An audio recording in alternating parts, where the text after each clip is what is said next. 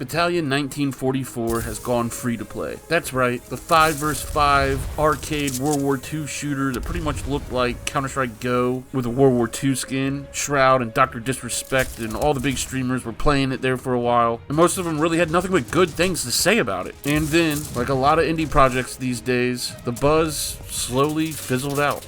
The dev team went quiet, and years later, just several months ago, we heard something about Square Enix acquiring the team or making some kind of deal with them. And shortly after that, they announced that they split ways with Square Enix and were to release Battalion 1944 as a free-to-play game, only changing the name from Battalion 1944 to Battalion Legacy.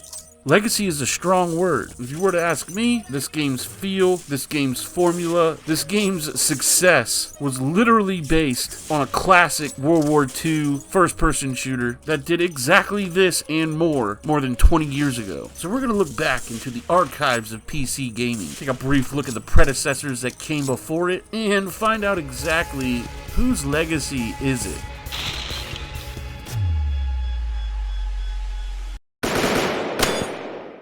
Oh, it's like an homage to Call of Duty 2. Oh, it reminds me of the old school Call of Duties. Call of Duty this and Call of Duty that. Sure, that's all you hear the mainstream gaming media really say about Battalion. But really, many of its core features were taken from an entirely different franchise. If you were to say Battalion is a lot like the old Day of Defeat, you would be more factual than if you were to say Battalion is a lot like Call of Duty 2. Now, sure, many more people remember Call of Duty 2 than they do Day of Defeat. Call of Duty 2 coming out only a few years later had much better graphics, granted, but there is a long line of games, of homages to Day of Defeat. And let's be real, gaming needs anything right now, it's credit given where credit is due. Now when Battalion here went free to play, I had some channel members and guys that hang out in the Discord ask me if I was going to play. And of course I responded, yes, I'll definitely check it out. And I must admit that maybe an hour, two at max into playing Battalion, I had to fall back and check out the lineage of games that came before it. And like I thought, there was a lot more to like coming from even the original, the 20-plus-year-old classic Day of Defeat, whom started this formula long ago within its competitive scene with the 5 vs 5 down to the exact same classes. Now albeit in Day of Defeat back then it was 6 vs 6. One more player than the Counter-Strike competitive scene. Now, sure, this can be a lot of fun. It's a tried and true formula. I mean, look at Counter-Strike Go, the most played game and has been for a long time. But what kills me is, with such little effort and coding needed, really could have broadened your audience with things like bigger team size, different and more game modes, bigger map size, and for the love of the gaming gods, modding. The modding scene alone would have saved this game and it would have never died in the first place. But I digress. Now, I don't want to go throwing shade or salt or whatever you kids call it these days, but this dev team made mistake after mistake. Now, long ago, many years ago, the developers promised a console version of the game, and many backers, just like you and me, regular gamers, put their money up for this product. Believe it or not, after many years, on August 9th of 2022, just a couple weeks ago, the developers announced that, oh, we're not going to be able to make that promise. Yeah, that's right. After being absolutely silent for years, they then finally come out and say, oh, we're never ever going to be able to bring Battalion to consoles. And in that same day, they said, oh, but on a positive note, we will be bringing the game to PC for free. As if that's going to do anything for the poor bloody blokes that own a console, right? My guess is they joined up with Square Enix in some attempt, maybe through funding or development help, to get the game to console and just failed. But as I said, Square Enix and the Battalion teams split ways. And if I understand correctly, they are now working on another FPS. This time, I think they will be aiming for a console and PC release of this new new title. That way they don't have no problem back coding it. It'll already be in the base code. So where did it all go wrong for Battalion 1940? I mean, it seemingly had everything going for it. All the big time streamers were playing it and liking it. It had shiny little knickknacks for progression. I mean, y'all know how I feel about progression, but it was there for the people that need their little trinkets and shiny things. What could really have been the culprit if we could just pin one thing down? And it came to me as I was playing all the games that came before it.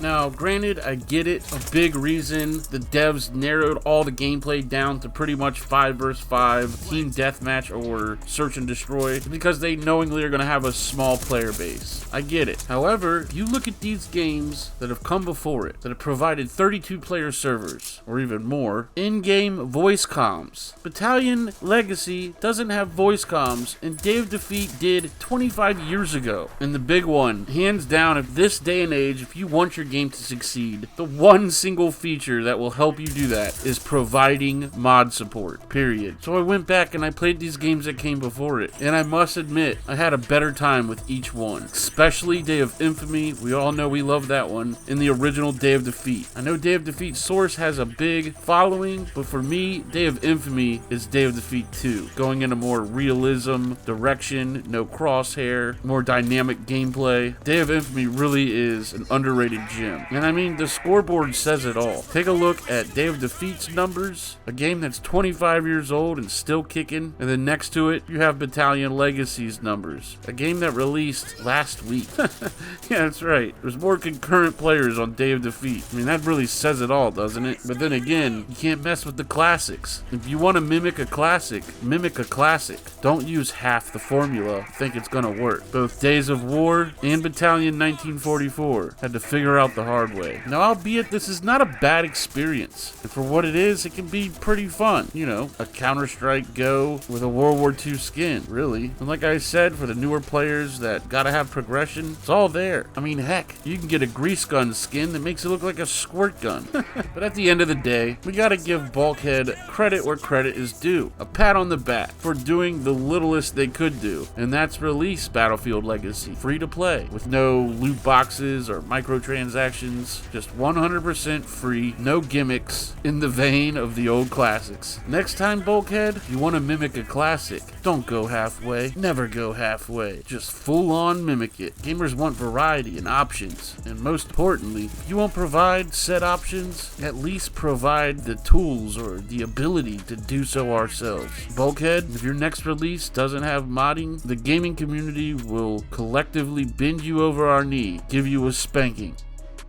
Here's a fun fact I bet the vast majority don't know. Even as popular as Half-Life and all of its mods were, there was one short-lived mod that was so ahead of its time as far as realism went, and more than likely was secretly the innovation for the first Insurgency and all the realism arcadey games that followed. It was called Hostile Intent, a mod for the original Half-Life running on the Gold Source engine. There was no crosshair, you had to aim down sights. Reloading took longer, player movement was much slower, and it really was the first real hardcore realistic shooter. One more quick tidbit before I go. Here's another gaming history fun fact. When I was a kid, there was Quake and Doom and Hexen, and all of the shooters were fantasy based or sci-fi, and I always wanted something realistic. And the very first one, game that inspired Counter-Strike, a Half-Life mod, was a game called Action Quake. And believe it or not, it recently released on Steam, just spelled different, and you can go over there and download it and play it right now. Literally the first-person tactical game ever made.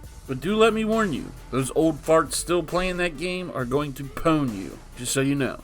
And one last, third, and final fun fact. Very soon after Action Quake, there was Wolfenstein's multiplayer mode and or expansion, Enemy Territory. And Bethesda has recently made it absolutely free to play on Steam. Believe it or not, it has quite the healthy player base for such an old game. Alright, ladies and gentlemen, I'd like to hope you guys enjoyed yourself if you didn't learn at least a little something. Spent a lot of time and research into this one. For instance, today is the first time I heard of Hostile Intent. And it's kind of crazy how much much innovation there was in that era of gaming. From Quake 1 to Quake 2 and the Half-Life, so much changed. Anyway, if you're new around here, know that our goal as a channel is to, of course, grow in size. And when we do, the idea is to return to these classic games that we know and love. Maybe start up servers, or at least game nights for each one. We're up to 500 Discord members, so that's a start. Definitely come through if you have the app, shoot the shit, catch a game. But most importantly, let's start piling up some members. And who knows, before we know it, we'll be able to go and pop these old Day of Infamy and Darkest Hour, Forgotten Hope. Nobody's gonna do it for us, and I know I'm not alone wanting to jump back into some of these classics from time to time. We give away a Steam key in the last video of every week here on the channel. If you're new here, please enter the giveaway. The same 4 or 5 Rugrats keep winning the damn keys. They already have all the keys I have available. Easy Red 2, Mud and Blood, and Fire and Steel right now. We get some blockbusters from time to time. It's super easy to enter. Just like the video, subscribe to the channel, of course. Join us on Discord. It's linked below. Boogie5 Discord channel. And then drop a comment. Say whatever you want, but leave your Discord name and number because that's going to be your ticket stub. Of course, we can't go until I give a special shout out to my channel members. Consider joining the ranks of the Mil-Simp minions. Get access to his exclusive videos, exclusive content, emojis, badges, and even the lowest tier, 99 cents a month, gets you double the entry in every Steam key giveaway. Also, click this video on the right, top 10 Mil-Simp moments, and if you record your gameplay, come through to the Discord and submit your clips in the Submit Your Clips section. Kill streaks, funny videos, whatever it might be. And if you get first place in the next episode, you will win a Steam key. Alright, boyos, good luck to everybody in the giveaways.